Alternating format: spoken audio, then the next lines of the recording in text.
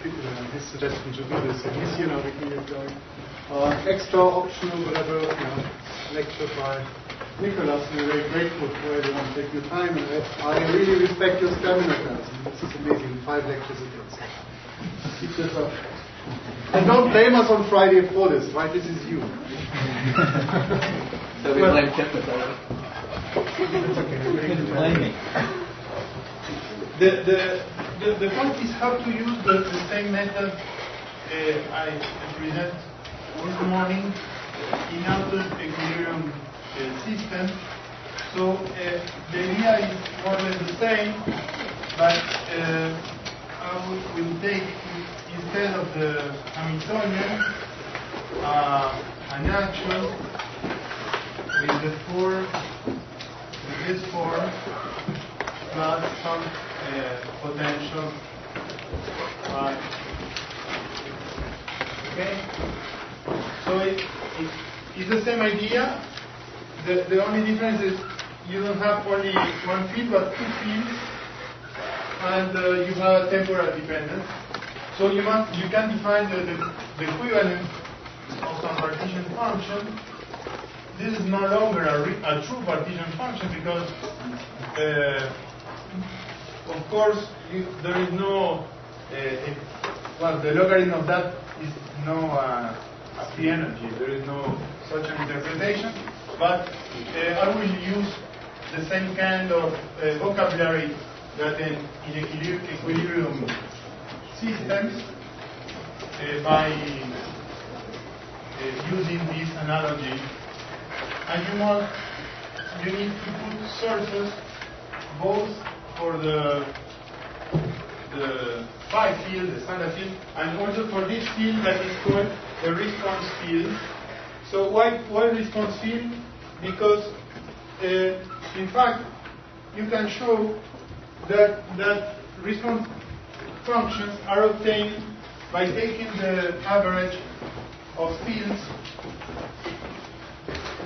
and phi bar.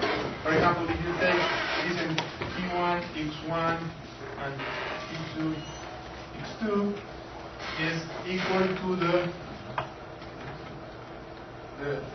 derivative with respect to J bar in T1, in T2, X2 of say Y, simply because if you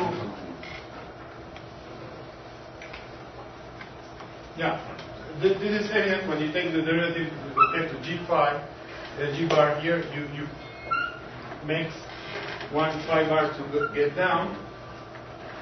But moreover, you see that if you modify your let's say your Langevin equation by putting a source for the field, that gives you that term also.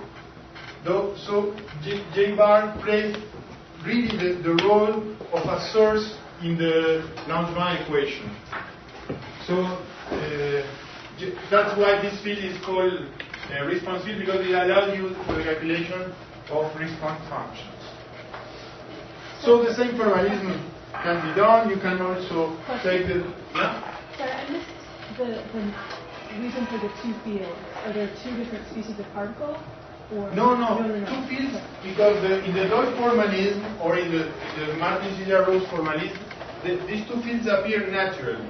Okay?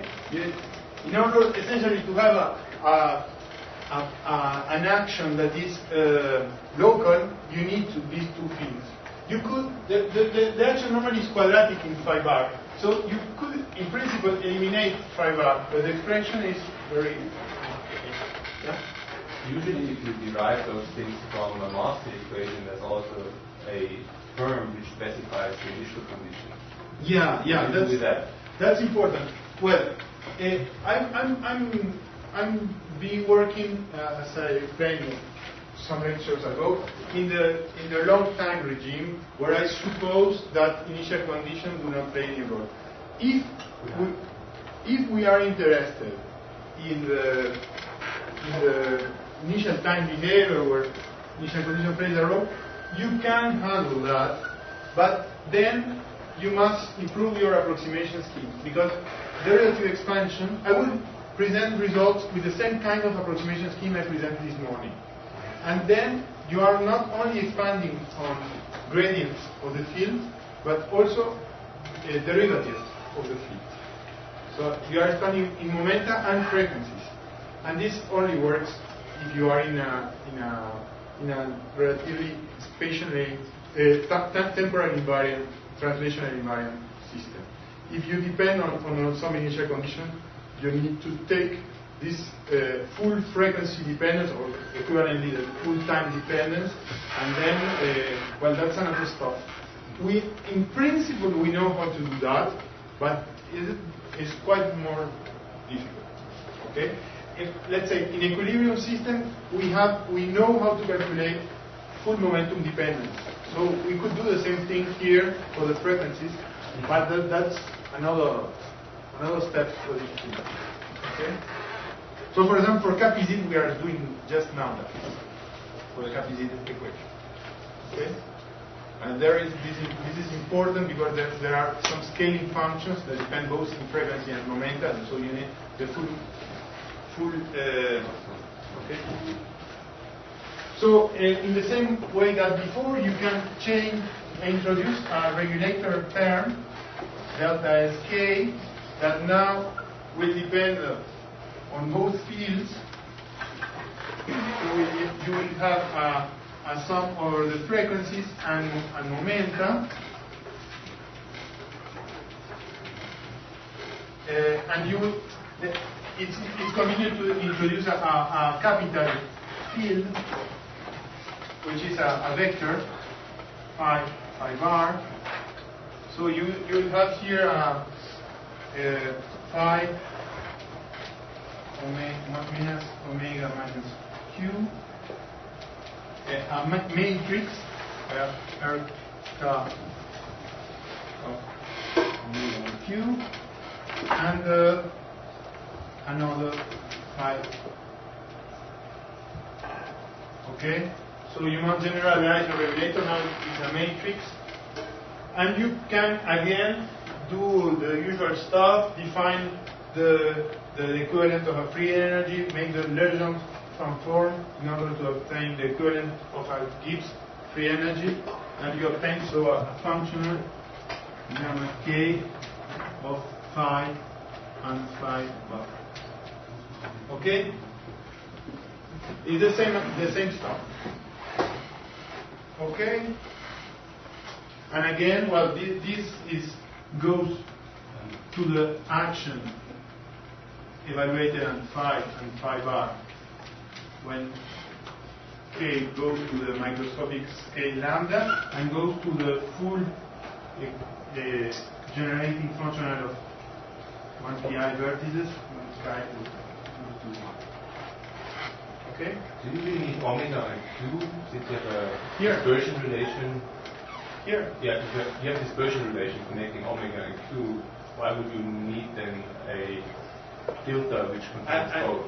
Okay, that's a good question. So, what to put here? Okay? Yeah. Is matrix. So, the dispersion relation works at the Baire level. Beyond Baire level, this combination between omega and q squared doesn't appear anymore. Well, depending on the system. There are some systems that there is a Galilean symmetry that fits that, but for many other systems, the momentum dependence and the frequency dependence will normalize independently. So it's not clear what you should put here. In order to use all the properties I mentioned before, it is convenient to have a regulator that decreases both when frequencies are high and momenta are high. But in practice, we don't use that. Yeah. So if we take a matrix, in fact, independent of omega. Okay. Well, we need this term to respect the symmetries of the problem. In particular, for directed percolation, we have this rapidity symmetry I mentioned in the first lecture. So in order to do that, phi and phi bar must play a similar role, and we take a matrix with the same structure that the mass term. The mass term has this shape. So we take out of diagonal here are k only dependent on q squared. Here. That's what we do. Yeah? So in the case where you do have a dispersion relation, Yeah? and omega and q renormalize independently, you can't just look at how that dispersion relation evolves. Yeah, we can, but the point is, do we need or do we not to regulate on frequencies? Okay? That is unclear. If we were trying to do the same kind of justification we made in equilibrium stuff, in principle we need the profile to go to zero. However, there is an advantage here, that frequencies are only one-dimensional. So we don't have this problem of ultraviolet divergences, because always the propagator has at least one power of the frequency and the denominator. So the integrals only on frequency are always finite. So it seems that we don't need the frequency dependence. But you don't have to worry about an infrared divergence there? Sorry? You don't have to worry about an infrared divergence? Infrared? Yeah, no, but the infrared divergences are okay, because this function has the same shape that this morning. So you introduce anyway correlation length, and so the infrared is okay. The problem is, if you don't have a dependence on frequency, would you have a finite equation in the ultraviolet? The answer is yes, but the decoupling of high frequency mode is slower than high momentum mode. Let's say if you take a regulator and decrease exponentially, you have decoupling of high momentum modes exponentially fast, but in frequencies you will only have a decoupling that goes to a certain power frequency, at least to normally 3 or 4. Okay, so the decoupling is slower. The window in frequency still has this shape in frequency. Okay, the trace still is big here around k squared, but the tail decrease slower than for momentum. Okay. So we do that. Is there sort of like a physical meaning of that size, that correlator of size r? Yeah, that's what I was telling, that this is the response function, that it says you how the system react when you you add a source in a certain time and position. How the mean value of the field react. Okay? So is that a physical source because it's a J bar and not a J? No, that's exactly what I'm saying some minutes before. If you modify your Nonperturbative equation, putting a term proportional, let's say you have your Nonperturbative equation that takes this form, plus the noise, plus you add a source. This is this source, because when you put this is in the deterministic part. Say this is the part which is proportional to 5 r. Okay. Because J really doesn't have a physical. J bar does. In a sense, well, if you take the relative with respect to J, you take correlation. So phi is like the physical order parameter, but J bar is the physical source. The word physical should be here. Like coarse grained. J bar is the real source of particles. Okay. So phi is like the particles, and J bar is the source for the phi. J bar is the source of particles of phi, and J plays a role of something that allows you to generate correlation functions. Okay. So the physical interpretation is clear for J bar. Okay. So, you can deduce the equation in the same way that before. So you have this phi bar, and now the trace.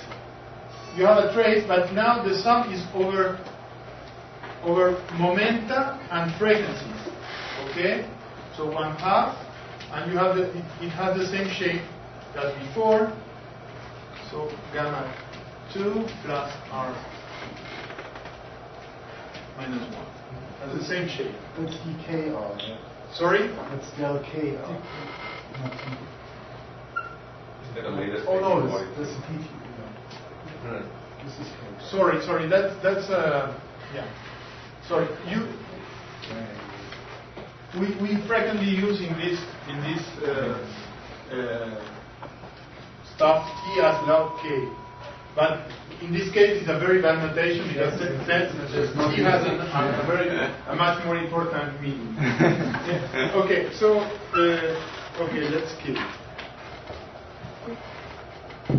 Well, as I said, there is for directed decoration there is this rapidity symmetry. And that I mentioned in the first lecture, that you must respect, and the regulator does respect it. This is an important point. And well, of course, you can from the various functions that appear in the derivative expansion, you are able to calculate critical exponent. I didn't explain that this morning, but I mean, from this function and the various functions that appear here in factor when you write gamma, you can extract, let's say, the new exponent, the eta exponent, the z exponent from these functions. Okay, I do not expect that in detail, but it's reasonable because there are small momentum and small frequency properties, so from this expansion you should be able to do that. Yeah? In the action there are terms like phi bar that comes in the noise. Why isn't there such a term in the regulator? No, this is dp. No, for directed percolation there is no. Oh, this is only that. Okay, if you have a, no, but you're right to mention that. If you are in a system, like let's say model A, where you have a reaction fluctuation dissipation theorem that impose you a term in 5 bar to the square, so you must respect that in the regulator. And so the regulator will have a component here. Okay? So I am writing an equation that works for systems where phi and phi bar lasers. Well, these respect all the symmetries of the problem, but there are systems where it does not, and so you must change the shape of the regulator accordingly. Okay. Also, when you have this kind of equilibrium critical dynamics for model A, then this third entry must be related to the upper one. Moreover, yeah, these two entries are fixed by symmetries, and these symmetries, once you have taken this matrix to respect it, then after that they are preserved by it. But you have to impose the symmetries on your regulator. That's crucial. Right? Yeah, if you don't impose the symmetry in the regulator, what happens is that in principle these symmetries are recovered in the limit k to 0. But it may be very slow, right? And moreover, it's not funny at all because in all intermediate states you don't have the symmetry, and maybe you're generating things that are not allowed by symmetry, so you may need to fine-tune them because in some cases they are relevant parameters that do not go 0 to 0. So you must be careful with symmetries. Okay, so I do not explain how to extract the critical exponent, but believe me, once you have this function, essentially you control all the low momentum and low frequency regime. You are able to do so, and then you need to use some, again, kind of truncation. So I here will present results in the LPA approximation for this class of system, that is simply to take the part of the effective action that includes gradients or temporal derivatives as in the bare part. Okay, so I put this part will be kept. This part will not. Don't look to the renormalization of this part of the effective action, but we will include a freely varying effective potential that depends on the two functions. Okay? And the initial condition depends on your system. If you are in direct integration, you have a certain action. If you are in pure annihilation, you have another action, and so on. And you must specify your action, the shape of your potential at d lambda. D lambda,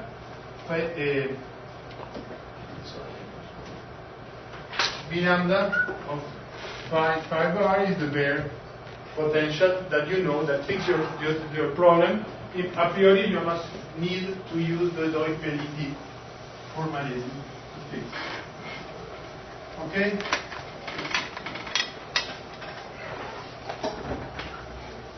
So after by doing so, you can deduce again the LTI approximation for the potential.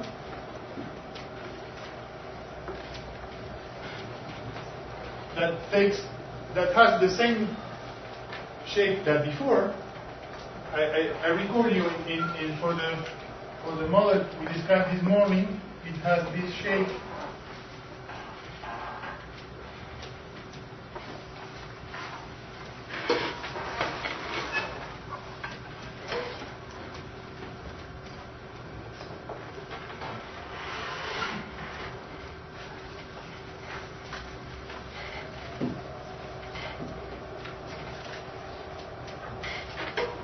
Okay, and here it will be the same. The only difference is that you must integrate over momenta, but also on frequencies. Okay, so moreover you will have a trace here, a trace no longer in the space-time indices, but on the internal indices, and so you will have dk r hat square. Okay, and you will have the inverse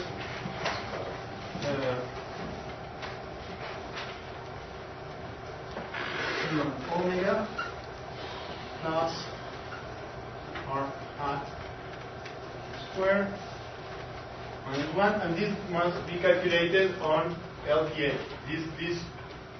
This propagator, this 2-point variation function needs to be calculated within this truncation I wrote there. Okay? So how to do that? Well, this is the matrix inverse. Okay? In the previous case, it was very easy because it was only one component matrix. So here, one more parenthesis. So you need to take two derivatives, and after that to take the Fourier transform. Okay. So if you take, let's say, two derivatives with respect to phi, you see the part that do not contain, the part that does contain frequency or momentum dependence do not give you any contribution. You take two derivatives with respect to phi. There's a phi and phi bar. So only this part contributes in the first. So you have here, phi bar, the dk. Okay. In the same way, phi. In the same way, this part you have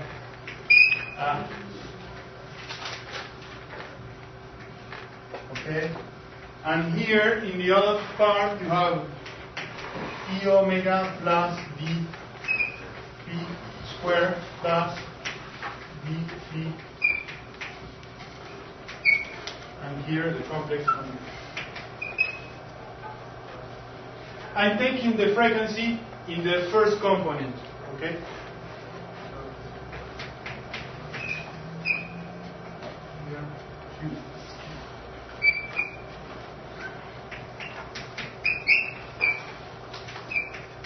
Well, let's change Chuck under. Just break it. Okay. This is low-tech US job in this way. And you will get the random frequency oscillator. So after that, you add the matrix R hat, and you take the inverse. There is a misprint, no, an error. And in the inverse, I wrote in 3.21 the sign behind the I omega are introverted in the diagonal terms. With the expression I wrote, this is not the inverse of the term.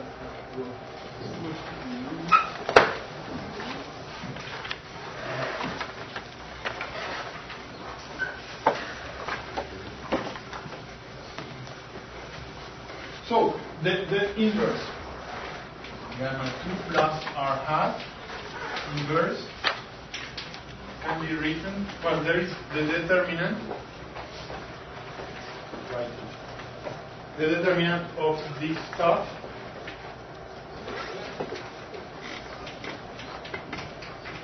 that's R hat, and there is here the bar square V. After that, it's minus E omega plus E squared plus. And here is minus E omega plus E Q squared plus D phi bar D. And finally here D.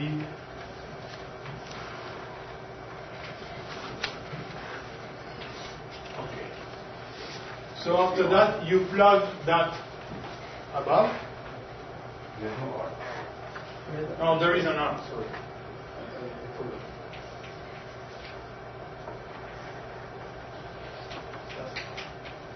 Because I'm taking the inverse of this matrix. Okay? So after that, you may plug that above. Okay?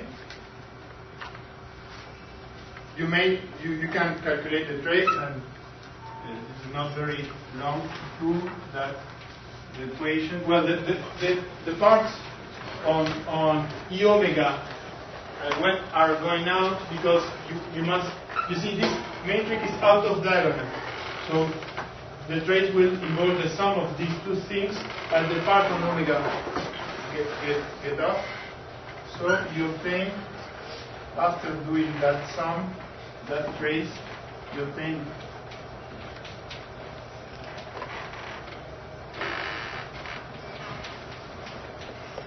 dk k of q squared. Here, no longer with a hat, is the component, okay?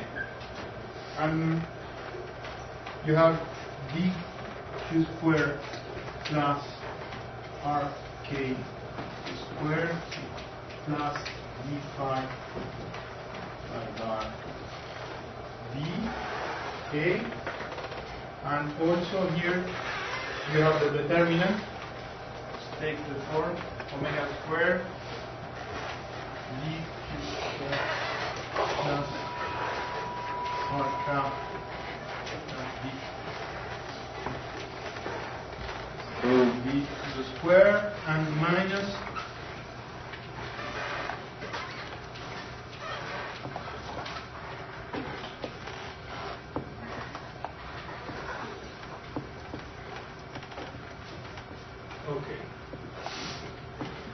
well, and now the integral over omega can be done. That's the main reason why it is so useful to take a regulator that do not depend on omega. That's the first reason. There is a more technical point, is that we know how to implement Ito with a regulator which is independent of omega. But if you take an omega dependence, it's much harder. We don't know in fact how to do it. But if you take a regulator which is independent on omega, we can implement Ito. Here I am not taking into account Ito effects. One can prove that the level of LPA doesn't play any role. What do you mean the Ito effect? Well, you know, when you do perturbation theory, you must take into account that the times must be ordered along a loop. Okay. Okay? So the order you provide factor Yeah, and here I'm performing Fourier transform in a naive way, and it doesn't take into account that. That means, for example, such kind of diagram should be 0, and here, no, will be non-zero. But it doesn't play any role because the only contribution of this kind to the potential is a constant that plays no role anyway. These issues play an important role if you go beyond LPA, because then they contribute also to some other things that after that are feedback to physics. So then there is a real problem. Okay? If you take into account Ito here, then you must simply subtract a constant. Constant dependent of phi and phi bar. So there is no. Yeah? So once you write down your action, you derive it using Ito, but at that point all the Ito information is inside of your action, right? There's no additional information. No, there are some issue information when you perform Fourier transform. If you want to take into account carefully Ito, the Fourier transform are not as I'm writing here. Here I'm proceeding in a naive way. It doesn't take. If you proceed this naive way, you are performing a Fourier transform in the Stratonovich prescription. Okay, the Fourier transform in the naive Fourier transform is the Stratonovich one. The Ito, there are some exponentials of minus EFs omega that must be taken into account, and this fixes some deformation of contours. This is a technical issue, but we know how to solve that. And here it doesn't play any role, so I don't want to bother you about this question, but they are solvable. So the field theory is not well defined by the action alone? No. The continuum action is ambiguous. You need to know from which discretization it came from in time. So after that you can perform the integral over omega analytically, and you arrive at the equation, or at least the equation.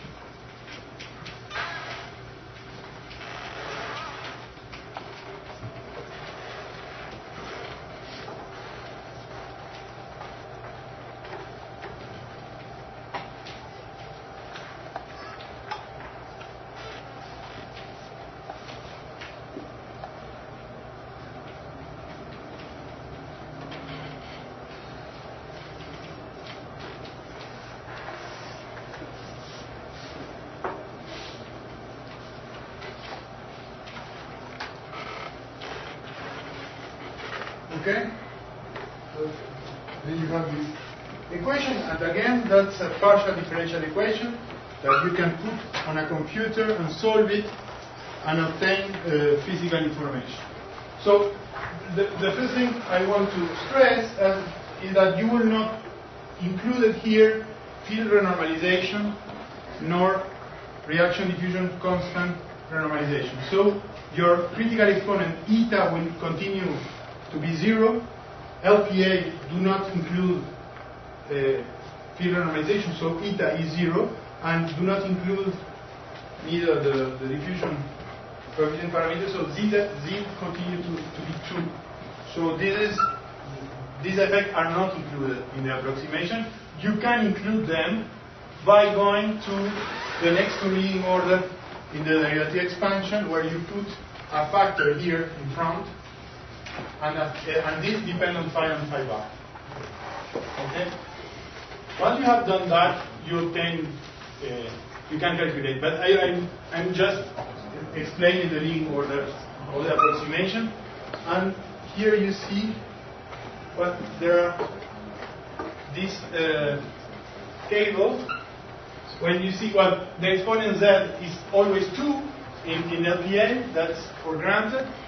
I here wrote in terms of beta, but again, the eta is 0, so essentially there is no a lot of things for beta.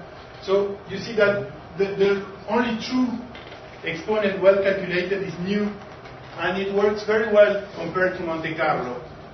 Okay? Even, I would say, even perturbation theory works very, very well. Even in t=1, it's not so far. But LPA calculates nu a bit better. Of course, perturbative result calculate better beta and z, because here we simply didn't include the diagrams. Okay, we should go to the next tooling order in order to calculate those diagrams. Okay, but I would say for calculating critical exponents in directed percolation, this is not necessary, because perturbation theory works quite well in calculating exponents in the directed percolation critical universal. There is no issue in this case. You know, the perturbation, as Ben Vollmeier-Lee explained some days before, perturbation theory works quite well in any dimension for calculating critical exponent. What was a real issue is this one. Well, here many things. This describes for many dimensions, d equal 1, 2, 3, 4, 6, the phase diagram of the reaction of in the odd branching annihilating random walk. That Ben Vollmeier-Lee explained that a lot. This corresponds to situations when you have an A that can become 2A and 2A that can annihilate, but you don't have a pure one particle annihilation. Okay? So you have, you know the action is in the directed percolation universality class, but one term is missing. So when you, as Ben explained, if you do mean field, it predicts in any dimension that the system is always in its phase, in its active phase. There is no phase transition. Okay? But in computer simulation point out there is a phase transition in equal 1. So there is a paper of Carly and Talbot that calculated that showed that in perturbative RG predicts a phase transition in equal 1 and equal 2. Okay? And their paper seems to indicate there is no transition above equal 2. So we made the calculation, and just for fun, we tried what happened in equal 3, and we found a phase transition. That was a paper we wrote together. And after that, they made this other paper where they verified in any dimension, and they performed also computer simulation in any dimension. And here, the curves here are calculated in the NPRG, and the dots came from this computer simulation. And you see that it's quite impressive, the quality of the prediction. And moreover, it works in any dimension. We think that the reason why perturbation theory do not see the transition is because it happens for d equal 3 and above d equal 2, it happens at a finite threshold for this coupling. So if you expand it, and this coupling is weird because you are expanding in something that is not small, never small. Yeah? What's the physics of the threshold? A to 0 is generated. Yeah. The point is, in the coarse grain level, generated sufficiently strongly. yeah. The point is, at the coarse grain level, you may have this reaction. Okay. So the point is, does the reaction rate is big enough to produce to win over the pure over this gives you in direct preparation a term of mass minus sigma, and this gives you a term mu. The point is, under renormalization, does sigma win or does mu win? Okay, and mu, you see, is related. It requires the existence of lambda. Okay, it is lambda. Okay. So how does this show up in the simulation? If you just look at the spatial picture, what happens? You must this is very easy to simulate. You must only look at if the number of particles disappear or not. Okay? So you may be in the active phase or in the absorbing phase. In the absorbing phase, just the concentration, you put the initial concentration, you wait a finite time, and rapidly it disappears. There is nothing more. And in the active phase, more the population has reach a limit, which is the mean value is constant but fluctuating. So this is quite simple as simulation. It's simply to separate phases. And this was a big, important result. Moreover,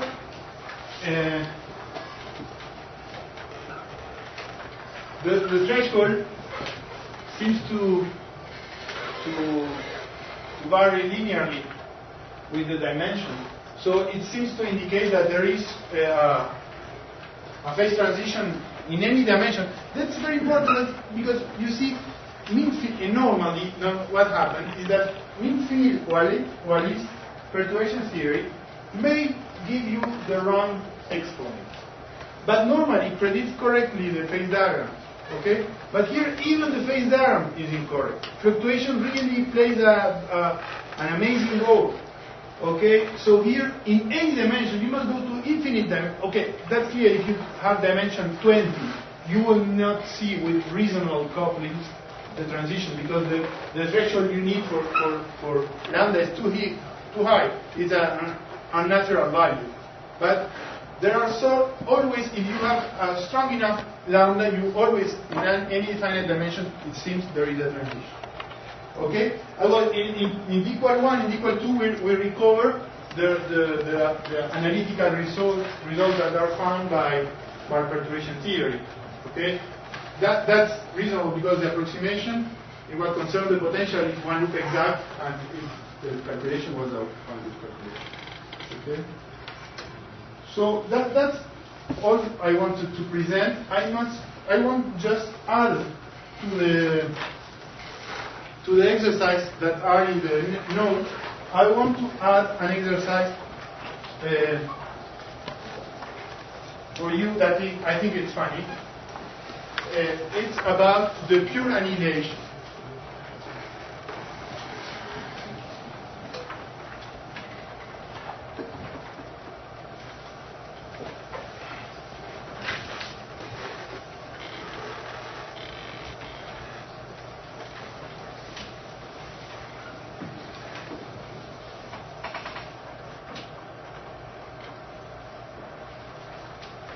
So you see, this equation works also not only for the directed equation, but it does work also for the pure annihilation in respect to symmetries of pure annihilation. So you can take the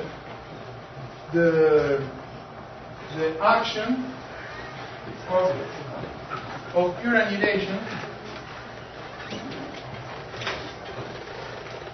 that has this form.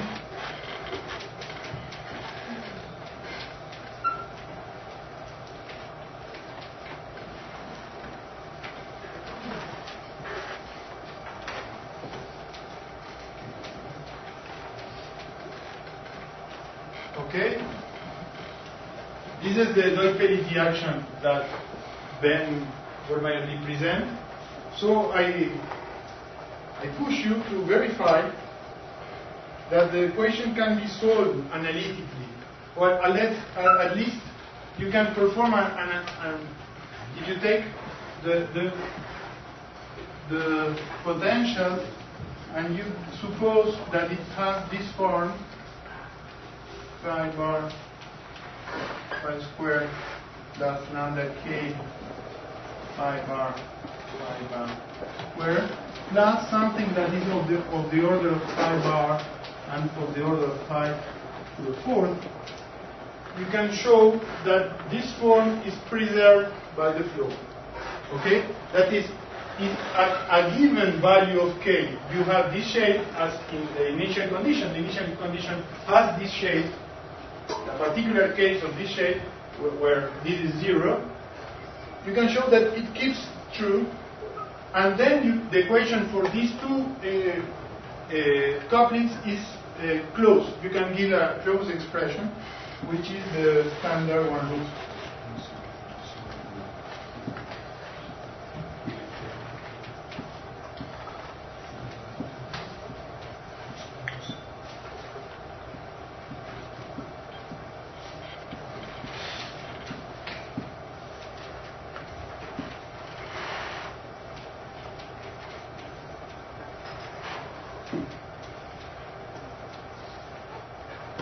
And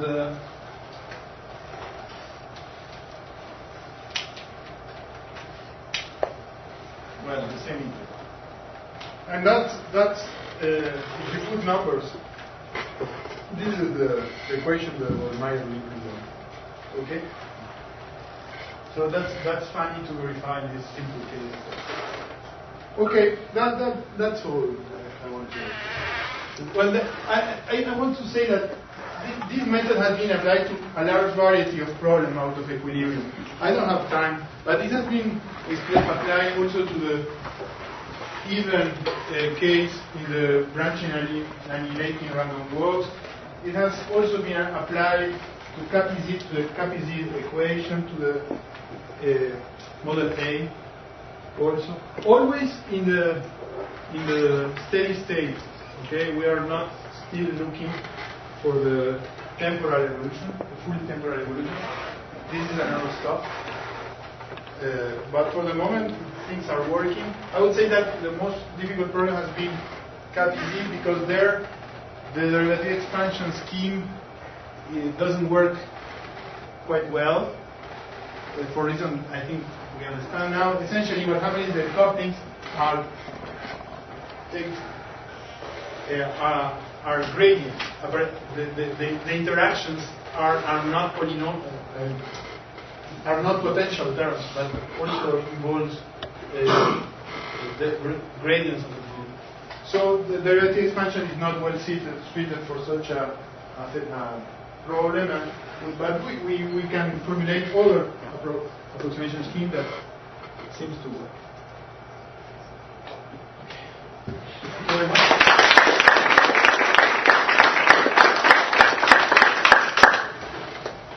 Hey, if you want to have a couple of minutes formal question session, we can do that. Otherwise, we just go outside.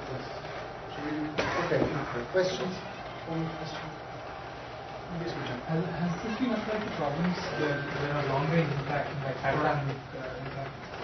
Well, no, it has not been applied for the same reason that this morning I will say that the problem is if you have long-range interaction, you must you see this polynomial expansion on frequencies and momenta is not well treated. You need to do something that takes into account the momentum space, at least structure of your vertices. It plays a radical role. And well, you can do it, but it's much more involved because you cannot perform such a gradient expansion. It's not well treated for long range interaction.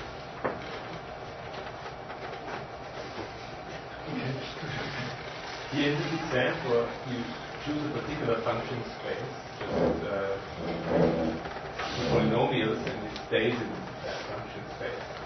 In general, you may start from some function, and then you really know where it goes. This kind of function space is limiting. No.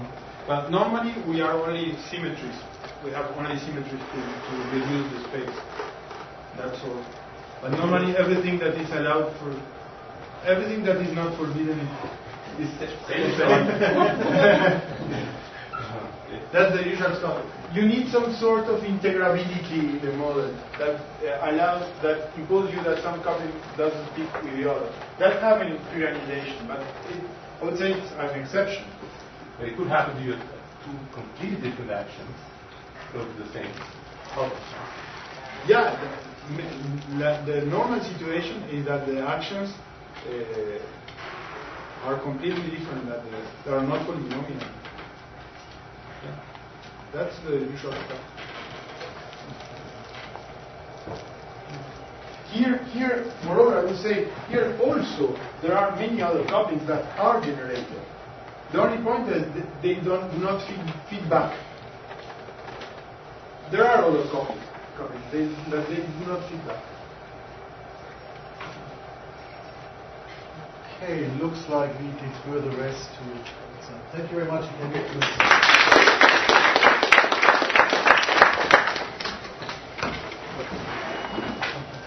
2:30, bright and ready, everyone.